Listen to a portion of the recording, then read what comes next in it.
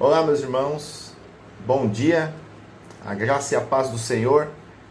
Sejam bem-vindos aí a mais um vídeo sobre os nossos distintivos.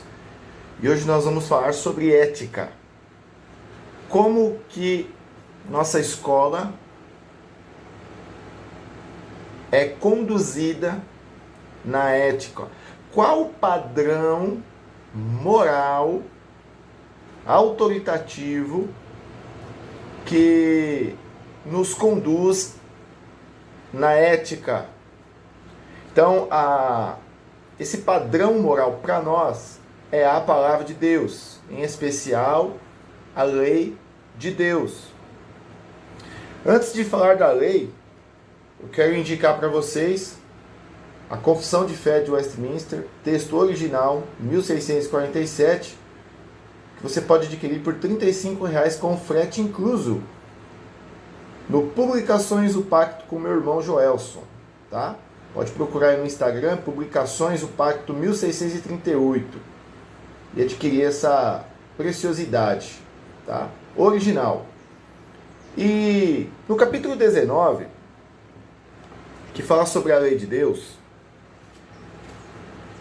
na seção 5 diz assim, ó: a lei moral obriga a todos a prestar-lhe obediência para sempre, tanto as pessoas justificadas quanto as outras. E isto não só quanto à matéria nela contida, mas também com respeito à autoridade de Deus, o Criador, que a deu. Tampouco Cristo, no Evangelho, de modo algum anula essa obrigação. Antes, muito a fortalece. Quando a gente fala a lei de Deus, vou pegar aqui a minha Bíblia. Quando a gente fala a lei de Deus, nós estamos em conta aqui que as leis cerimoniais, elas cessaram na vinda de Cristo. Nós não estamos falando de lei cerimonial, nós estamos falando lá do templo, sacrifício de animal, oferta de manjares, libações, não. Isso aí tudo apontava para Cristo. Também existem as leis civis, né? Que muitos teonomistas acreditam que essas leis devem ser as leis de Estado. Nós também entendemos que essas leis, elas eram para o Estado de Israel, naquela época, mas há princípios delas que nós podemos aplicar no magistrado civil e aplicar na nossa nação. Quando nós estamos falando aqui de lei, estamos falando de lei moral, do decálogo, os 10 mandamentos, aonde Cristo, né, no Evangelho, ele não anula a obrigação de cumprir essa lei. Lá em Mateus, no capítulo 5, Mateus capítulo 5, verso 17 ao 19, vamos abrir aqui. Ele diz o seguinte, ó: não penseis que vim revogar a lei ou os profetas. Não vim para revogar, vim para cumprir. Porque em verdade vos digo, até que o céu e a terra passem, ou seja, falando lá na consumação dos séculos, nenhum i ou um tio jamais passará da lei, até que tudo se cumpra. Aquele, pois, que violar um desses mandamentos, posto que dos menores, e assim ensinar os homens, será considerado mínimo no reino dos céus. Aquele, porém, que os observar e ensinar, esse será considerado grande no reino dos céus. Então, em momento algum, Cristo anula. Na verdade, Cristo ele até simplifica, né? Que em amar a Deus sobre todas as coisas, se referindo ali ao primeiro e ao quarto mandamento, e amar o próximo como a si mesmo, se referindo ao quinto, ao 10º mandamento. Tiago, capítulo 2, versículo 8, também diz algo interessante. Ele diz assim, ó: se vós, contudo, observais a lei régia segundo a Escritura, amarás o teu próximo como a ti mesmo, fazeis bem. Então a gente vê no Evangelho citações da lei. Nós temos que entender que nós não somos salvos pela lei. Somos salvos pela graça, mediante a justificação pela fé. E na verdade essa graça é quem nos conduz a cumprir a lei.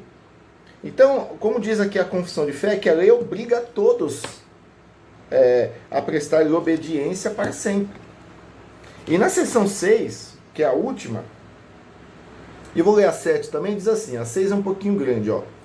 Embora os verdadeiros crentes não estejam sob a lei como um pacto de obras, para serem por ela justificados ou condenados, né, eles estão salvos, escondidos em Cristo, contudo, ela lhes serve de grande proveito, bem como para os outros, manifestando-lhes como regra de vida a vontade de Deus, seus deveres, ela os dirige e os obriga a andar em conformidade a ela. Descobrindo-lhes também as pecaminosas poluições de sua natureza, de seus corações e vidas, de maneira que, examinando-se por meio dela, da lei, elas podem chegar a uma convicção mais profunda do pecado, maior humilhação por causa dele e maior ódio a ele. Ao mesmo tempo que dá uma visão mais clara da necessidade que eles têm de Cristo e da perfeição de sua obediência. Ela é também de utilidade aos regenerados para restringir suas corrupções, pois proíbe o pecado, e suas ameaças servem para mostrar o que seus pecados merecem, e as aflições que nesta vida podem esperar por causa deles, ainda que sejam livres da maldição ameaçada na lei. Do mesmo modo, suas promessas mostram que Deus aprova sua obediência e quais bênçãos podem esperar ao obedecê-la, ainda que não lhe seja devidas pela lei como um pacto de obras. Assim, como um homem fazer o bem e refrear-se do mal, porque a lei encoraja aquilo e proíbe isto, não é evidência de estar ela debaixo da lei e não debaixo da graça. Na verdade, o crente, o regenerado, ele está debaixo da graça, né? E a lei, ela serve de proveito para mostrar a corrupção da nossa natureza. Mesmo sendo salvos, nós ainda temos essa natureza corrompida, né? Que pecamos, desagradamos ao Senhor, e a lei, ela vai nos mostrar aqui o que é errado e como que nós devemos nos conduzir aqui nesse mundo, como que nós agradamos a Deus, né? A Bíblia orienta muito: sede santos. Quer ser santificado? Leia os 10 mandamentos, leia a palavra de Deus. Aqui eu resumi só na lei. Jesus fala em João 17:17, Pai, santifica-os na verdade.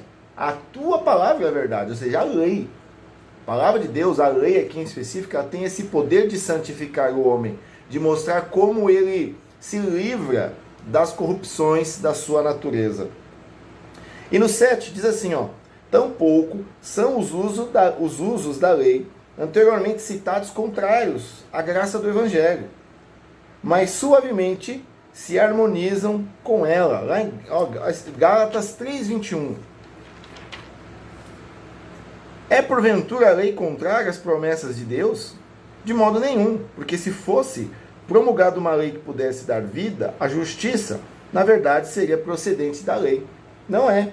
O Espírito de Cristo submete e capacita a vontade do homem a fazer livre e alegremente aquilo que a vontade de Deus, revelada na lei, exige que seja feito. Então, aqui está a nossa defesa, a nossa crença, da nossa ética, que está debaixo da lei divina.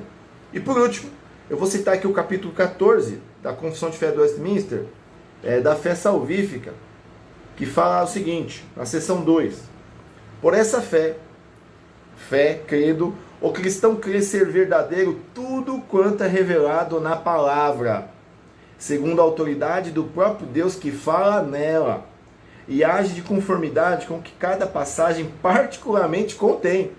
Então, se você não crê em nenhuma passagem, né, da Bíblia, você é um incrédulo. Tremendo ante suas ameaças e abraçando as promessas de Deus para esta vida e para a vida futura. Porém, os principais atos da fé salvífica são aceitar, receber e descansar unicamente em Cristo para a justificação, a santificação e a vida eterna em virtude do pacto da graça. Então, se você é um crente, você crê que tudo que é revelado na palavra, lei, tudo, tem autoridade porque vem do próprio Deus que fala nela. Se você crê nela, você age em conformidade com cada passagem em particular, prestando obediência aos mandamentos e tremendo suas ameaças. Amém, meus irmãos? Então está aqui a nossa crença, a nossa posição na ética, que está debaixo da lei divina. A todos a graça e a paz do Senhor. Até mais.